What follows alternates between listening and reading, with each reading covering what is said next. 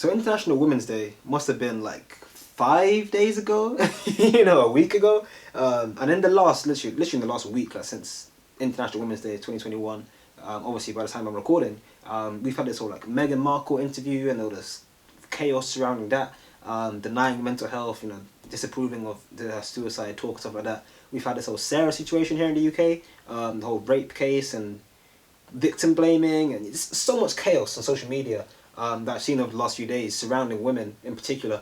And this is literally like the first time in a while where I actually sat down and I was like, have I been wrong about all this whole time? And that's kind of like what this video is going to be talking about. I want to take a trip down memory lane back into the opinion corner for the 5th installment, I guess, and actually talk about, I guess, my relationship with women, the women in my circle in my life, the way I interact with women, and I just want to take more of a wider analysis of the how I do things based on what I've seen recently, which is thoroughly fueled by the madness we've seen in the last couple of days on social media and in the press. I think the one thing that kind of like tipped me over the edge into making this video was I saw a lot of people posting these 2 posts on Instagram. I actually forgot what the first one is, but it says, I think it's like protect your daughter, which is crossed out, and underneath it says like educate your son, which at the time I was like, yeah, I don't know if I agree with that. And then I saw another post that was going on a lot, referencing the survey that allegedly found that 97% of women in the UK have been victims to sexual assault.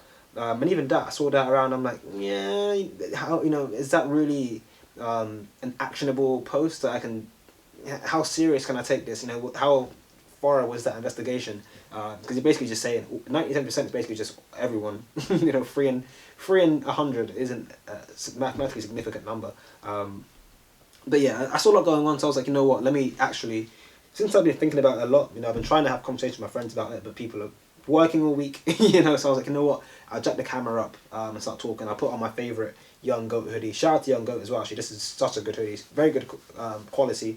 Really warm in it. Keeping my... I had a net worth video planned to come out today, but I'm not going to do it. I'm doing this instead because I think it's more important. It's more of an interesting issue that I want to address. The normal content, back to investing and internships and University of Bristol and blah, blah, blah, that will all come next week, or from next week. If you do want to see in the meantime, I did a video with UniRise, like a podcast interview kind of thing. I'll put the link for that down below in the description, as well as where you can find this merch. And I talked to Danny, the UniRise team, about my course and stuff at Bristol. So if you do want to hear some like Bristol stuff, normal content, you can go over there, or check out UGSG, the Undergraduate Survival Guide.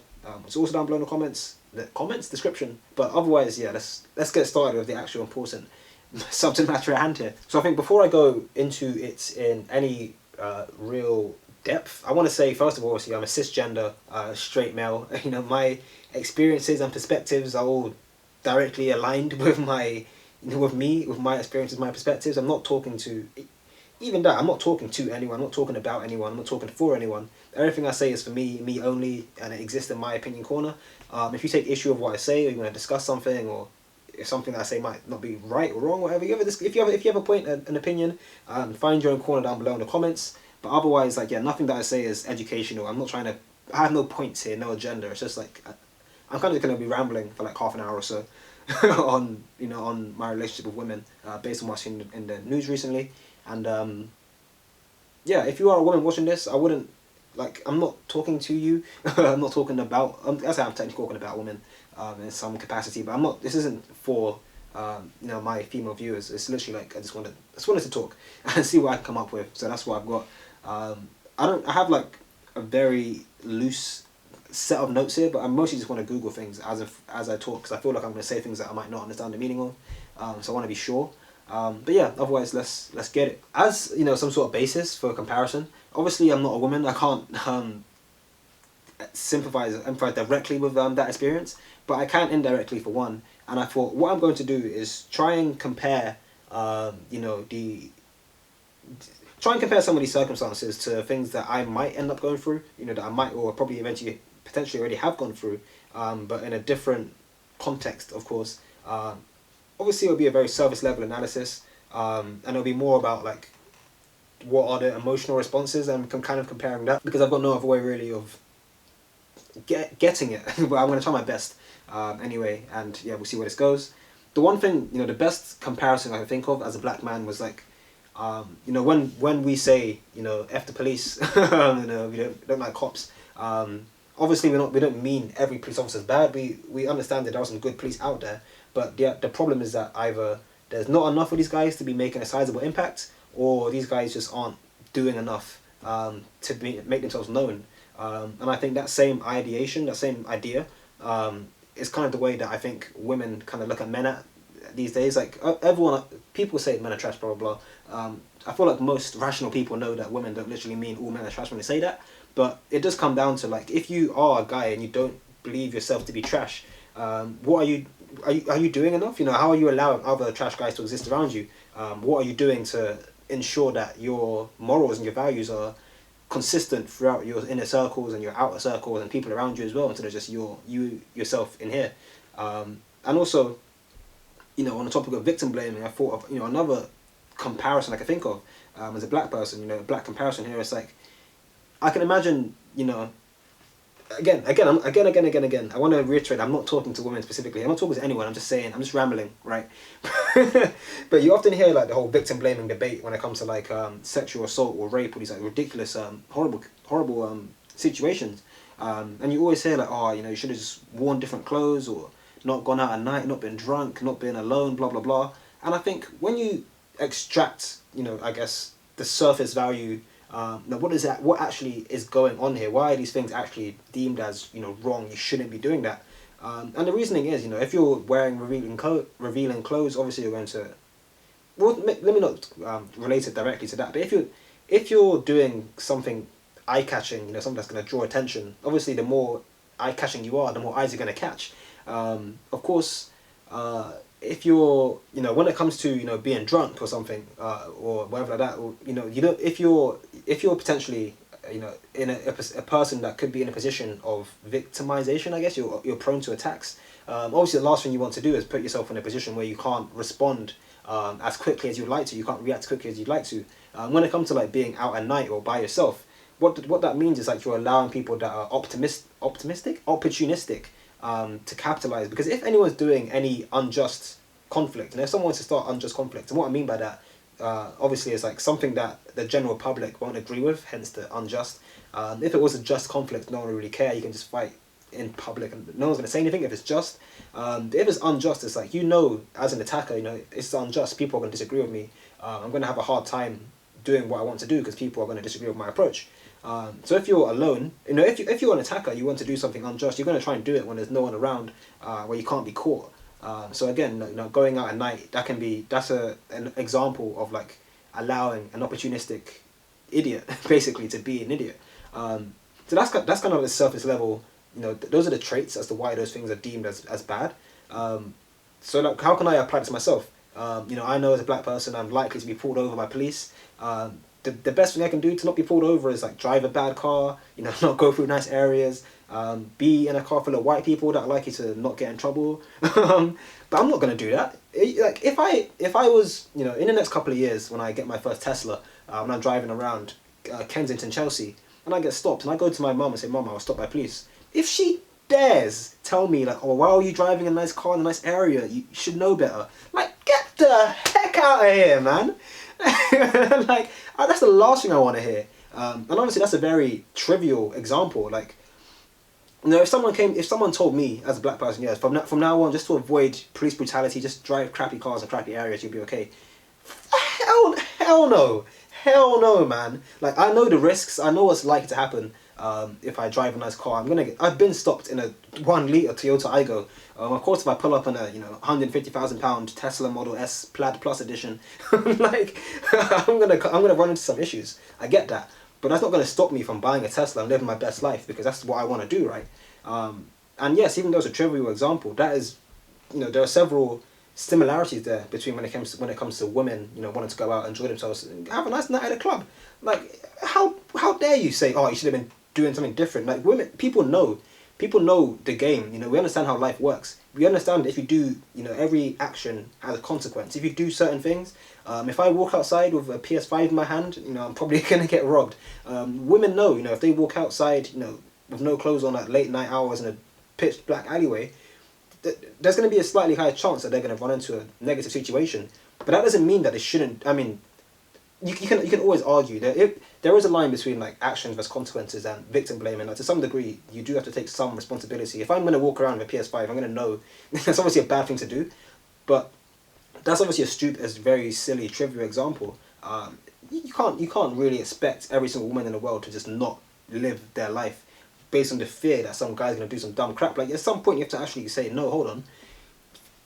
Irrespective of what this woman's doing, if Rihanna, Beyonce, Kim Kardashian, if all three of them were butt naked in Trafalgar Square, so be it. Like that does not give any guy in the world the right to do anything there. You can't just. There's no excuses, and the fact that people make excuses for these things is so crazy.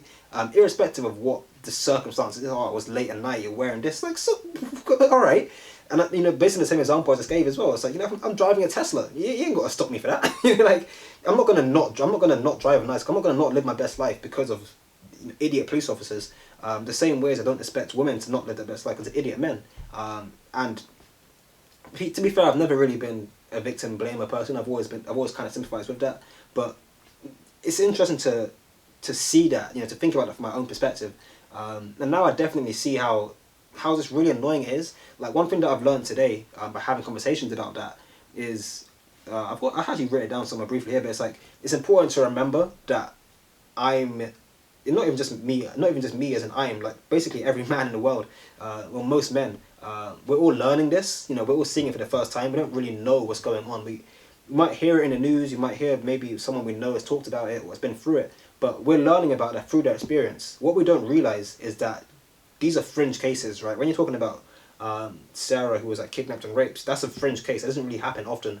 But when women talk, on a different level about sexual assault, they're talking about, they're in the club and some guy's trying to grab them from behind, get up, and start dancing. Maybe they're walking down the street and some prick is driving in his car with his windows down, listening to Good Kid, Mad City, screaming Sherane out the window. A very specific example. Just allow me on that one. Allow me on that one. But like even that, like I'm laughing it off. But even that, catcalling or curb crawling, catcalling, whatever. Like I never knew that was a thing until the last couple of years. And I hate to say that I've done stuff like that before. When I first got my car, the examiner made a mistake passing me because I zoomed off playing Cocoon in the back. When I take drugs, I go to the moon and screw all of that. But like, once I got more comfortable driving, I started playing more of my own songs. You start one arm on the thing, the window down, and like I'm not gonna lie, there was a time I stopped at a red light. I saw an attractive girl. I said something. I didn't know that would be interpreted as like the wrong thing to do. Obviously, when you're a prick in a car playing obnoxiously loud music, it doesn't really matter what you say because you're perpetuating this idea, this culture of like this being annoying, I guess, or being obnoxious, which I feel like terrible for. I kind of wish I didn't do it, but at the same time, as I said, I didn't know, and I think in general, I think people don't really understand the differences between, as I say, these like fringe cases, the like worst case scenarios, to the this, I mean, catcalling to some degree it's not necessarily a small thing either, but there are like smaller things to flipping rape that all count and that all are important and it's all important. It's all, it's good to recognize those things and to understand what that means and what impact it has on people around you, and then to stop doing it fundamentally. There's no reason for me to be driving around with my window down. I mean, there is, but there's no reason to be shouting out of windows. I've only done that once, but that's not the point. There's something that shouldn't be done, that I should have known about before I did it. I should have known better. And yeah, it's really messed up. But what else is there? Yeah, so as I said, we're learning this for the first time. Like, as I said, I didn't know that. I didn't know that it was wrong when I did it. It was like a couple of hours later, I kind of thought, like, hold on a minute. She looked, because I just said, damn. I didn't like shout out, like, blah. I was playing a song. I saw her walking past, I'm like, damn. I thought I just said that in my head. I thought it was just me talking to myself. But she kind of looked at me, gave me that, looked into my soul, gave me that dirty look. I was like, what? I ain't do nothing. And I reflected on that for a while. I'm like, oh crap. So that, that must be, like obviously in isolation, that's just me, one time, one woman. But I can only imagine, she was looking great. Shout out to her. But I can only imagine it. If that's happening like 2, 3, 4 times, it's annoying. It is very annoying. And I can see how women, as I say, like I'm learning this for the first time. But if this is happening your whole life,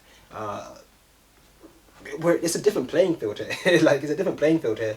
So one thing that I've learned as I say, like obviously I've learned that I'm always learning, that I'm always going to be a step behind. But it's like at this point, it's just kind of about assuming that that all women know more than me about this. And not even an assumption. Like basically, it is effectively true, but there are always going to be fringe cases again. So it's like just need to assume that they know these things.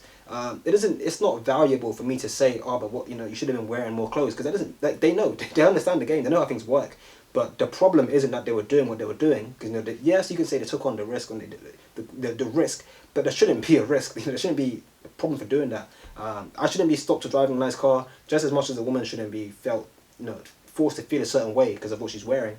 And that's, even though it's trivial, that's kind of how I found a way to comprehend that in my own very small toxic male brain, especially with this haircut. I feel a lot less smart these days, a lot less intelligible because of the trim, but it's fine. Most of my notes here are just questions. I don't actually know the answer to them.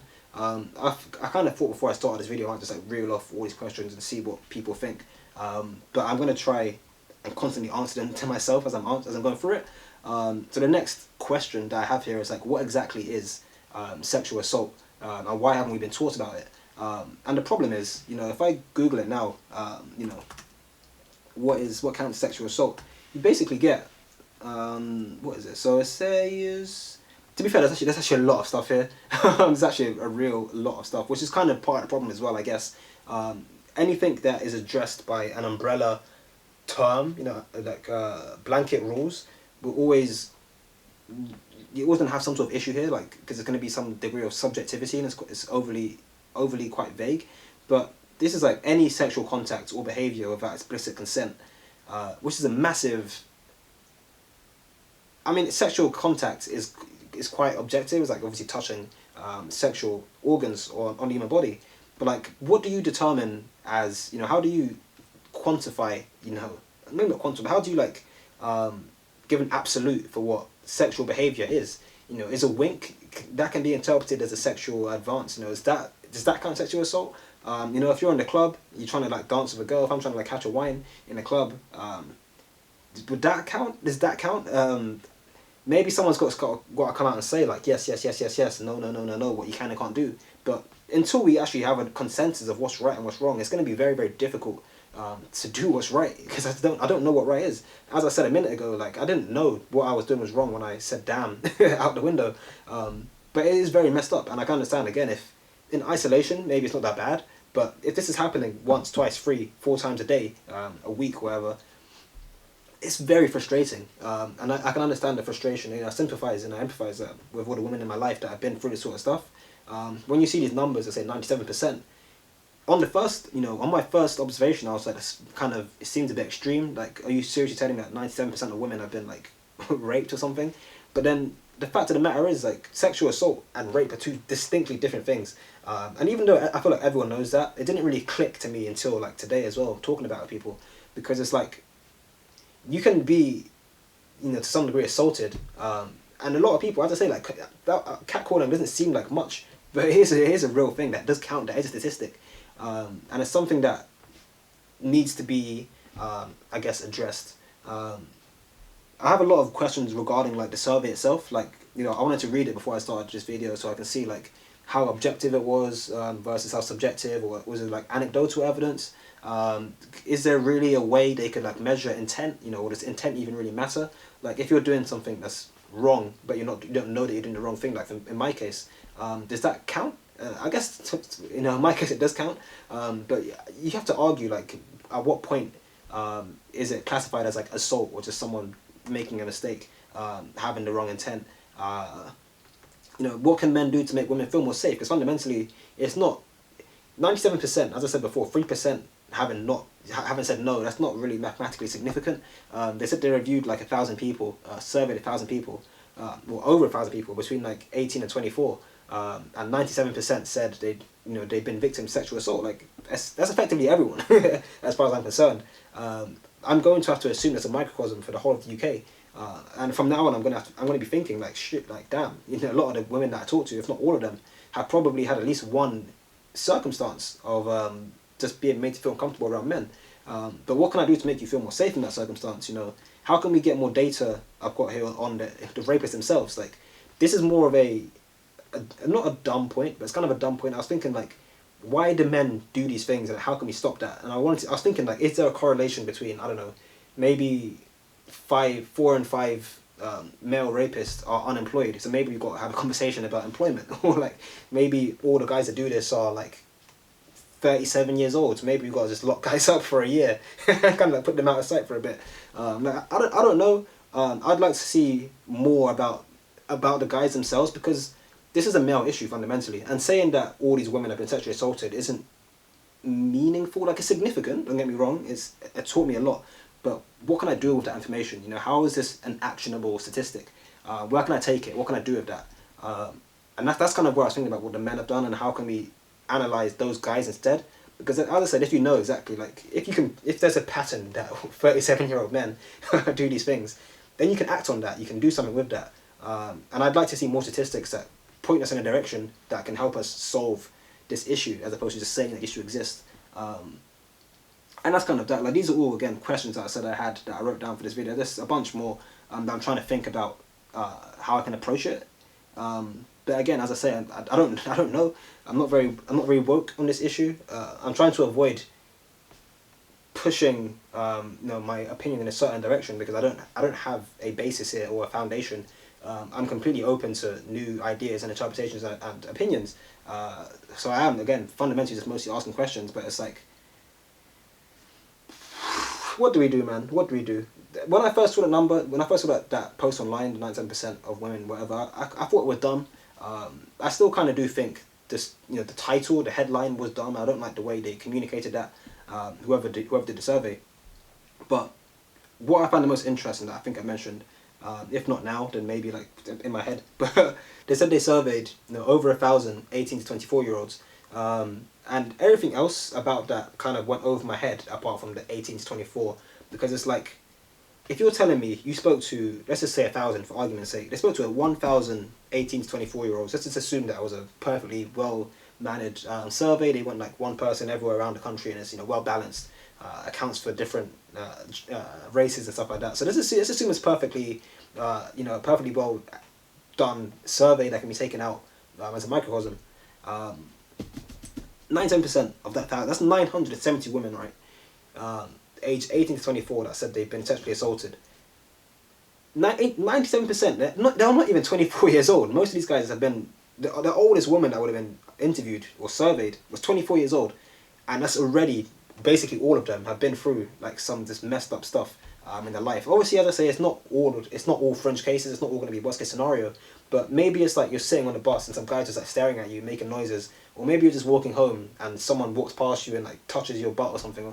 All these like very nasty things. Even like, I feel horrible even that I know this now. I kind of wish I didn't know. I didn't know. Ignorance is bliss here.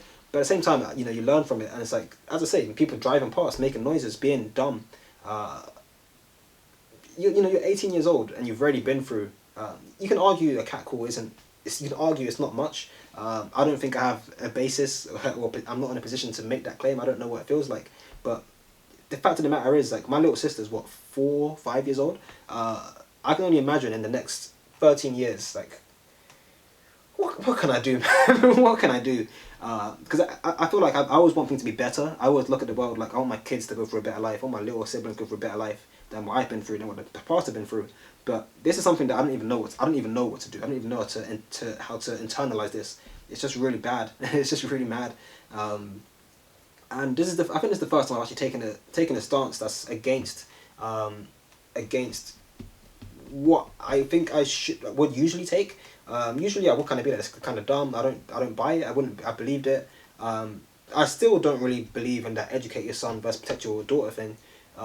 Because I feel like, with my sister, for example, it's much easier for me to teach her a couple of self-defense fighting moves than it is to like educate every single guy in the world. Because effectively you got to take it as an individualistic perspective on it. Because I can't rely on other people to fix the problem for me. It's got to be like, look, I recognize this issue. What can we do about it? And it's way easier again for me to teach my sister some moves than it is to educate a whole generation of men. Not even just, it's not like a one-time fix either. It's like for the rest of her life I'm going to have to find all these guys and pattern them. It's not feasible to do. And even if it was feasible to educate people and to actually give people education that works, it's like, how much can it help? You know, how quickly can we get that out there? You're looking at the COVID-19 vaccines. It's taken the UK since like January to vaccinate less than half the population, and we're in March now. Like, how quickly can not a vaccine is just a quick jab and you're done. I'm talking about like proper sexual misconduct education. I don't think the country's capable of doing that. These guys aren't capable of doing much. And it's like, yeah, there's so many questions. I don't even know which questions are worth asking or that is even important at this point. But it's like, what is, and I think that thing when it comes to like protecting your daughter and you know, I just mentioned teaching I'd like to teach my sister how to fight. I feel like a lot of women, at least in my circles, don't want to hear that. You know, I saw a lot of people saying like, nah, I don't want to be doing more. It's not up to me to fight. It's up to you to not flip and do these things. But in my case, it's like, you know, in my head, I kind of see this as like a primal problem. You know, like when it comes to systemic racism, institutional racism, these are things that can be addressed institutionally, right? You can make legislation that against things like the slave trade, you know, things against things like employing based on nepotism, and like you want to offer meritocracy, right? You want there are ways to, there are rules you can implement to help the situation, but it's like, how can you actively legislate for this without just having cameras everywhere and non-stop surveillance, or just a ridiculously expensive and difficult educational scheme to teach men to know what's right? But even then, like, I feel like most of these guys that do things, they're not, I mean, yes, of course, it does happen at varying age groups, but you do see things like the whole Sarah case. That guy was a police officer. He's like, he's a grown man. It doesn't matter how old he is. He's a grown man. These guys know better. You know, people know what's right and what's wrong. It shouldn't be up to the state. I mean, it is up to the state, but it shouldn't be up to the state to be like, okay, we have to teach men this, otherwise they're gonna keep raping women. Like, you just know better. Just know better. So it's like, how effective is it actually going to be? And again, I take like a primal approach to it in my head, because it's like, the main thing, obviously there are several different complexities that go into it, but the main thing when you think about sexual assault cases is that men kind of act with impunity because of the physical advantage they have, and that's kind of it. Like, there's no real advantage. There's no reason why you feel confident and comfortable doing these, you know, these disgusting things, other than the fact that you think you're not going to get punished for it, and other than the fact that you feel that you have the physical advantage to win that fight if it does arise. So what can you do with those two problems? You can't really, unless you have people everywhere, surveillance everywhere. It's kind of hard to get rid of the whole impunity aspects of it. But from a physical advantage standpoint, if I'm okay, I can't speak for me, so I don't have that sort of ideation. But I can imagine if you're planning to do, you know, a disgusting act, but your target is like bigger than you, you're not going to do it. You know, if you're looking at someone who can fight back, once someone throws that first punch, suddenly the rules change. You don't want to do it anymore. And the least I can do in that case, again, is like help my sister be able to get out of those positions later in her life, because this data fundamentally says that she's gonna end up being in some mad situation at some point. That's such a sad thing to think about, man. 97%. And the thing is, irrespective of whether they're wrong or if you have different opinions, if you're a guy, you think, oh, they should have been doing this or that, it doesn't actually matter. Like, at the end of the day, they feel this way, and that's what's important. You know, at the end of the day, that could be your mum, your sister, your auntie, your girlfriend, wife, whatever, that feels that they've been through this. And you can't deny their feelings. Maybe you can say that's not how it actually played out, or maybe he didn't mean that, or whatever. You can, you know, sugarcoat it. You can rub its back, you know, rub the situations back, but you can't change the way people feel. And fundamentally, this is a social issue. This is a feelings issue that we have to address from, you know, an emotional standpoint.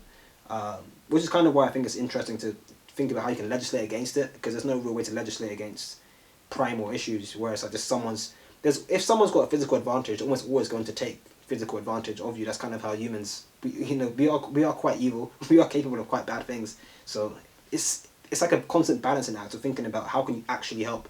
And for me, it's more about what can I, as an individual, do to help and to circumvent some of these issues. So yeah, I mean, that's kind of it.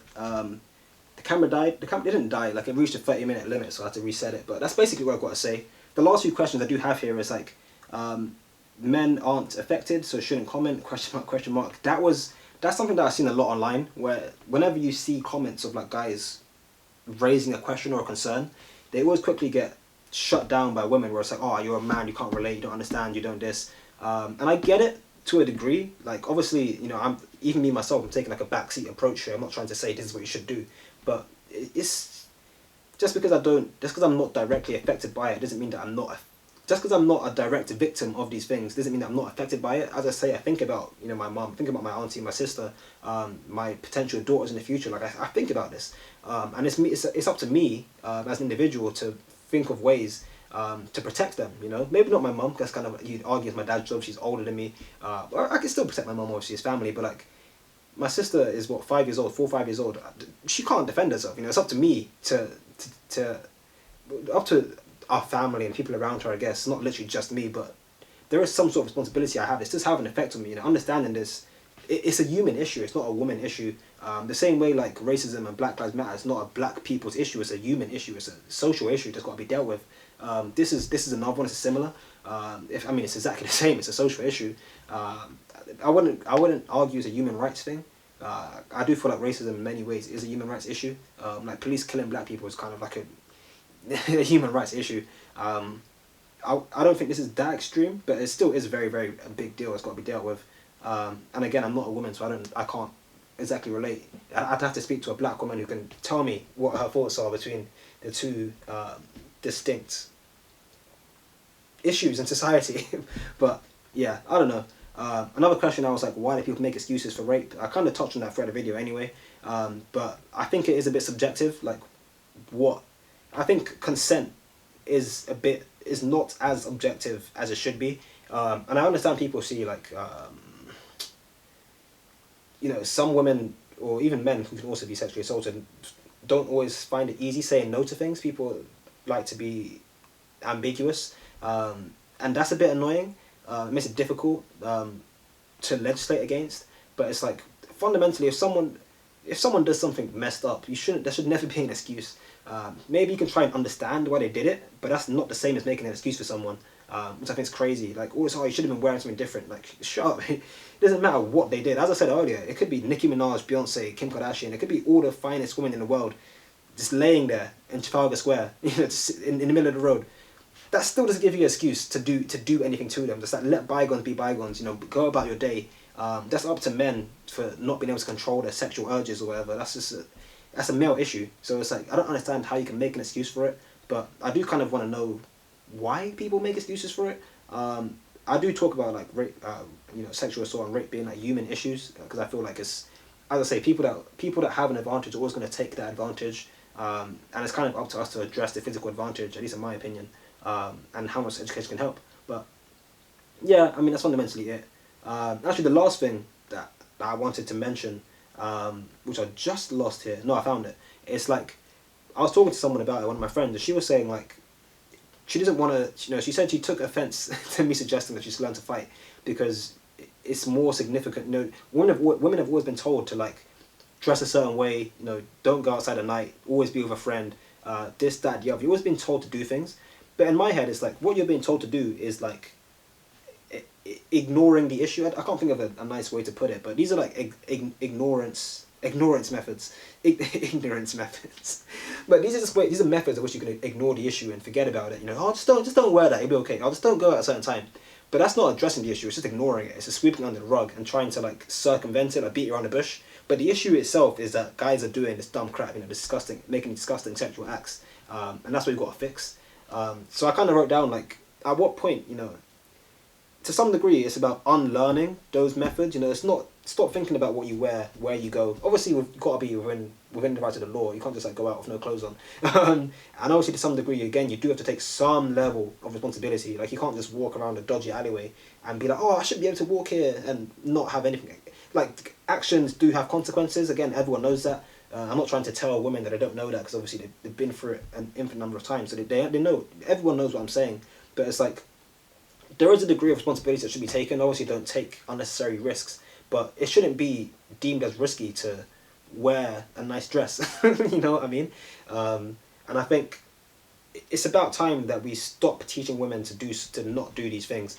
Just let bygones be bygones. Say, wear what you want, dress how you like, go out at whatever time, drink as much as you want, obviously within the bounds of the law, within your own body's tolerance. But of course, understand that there are risks out there, not just flipping guys, not just all men, but also like, COVID, someone trying to rob you, you might get hit by a car. Like, there's always going to be risk. If you're drunk and you're driving, there's risk of drink driving. There's always going to be a risk. There's always going to be a consequence to your actions. So it's important to remember that.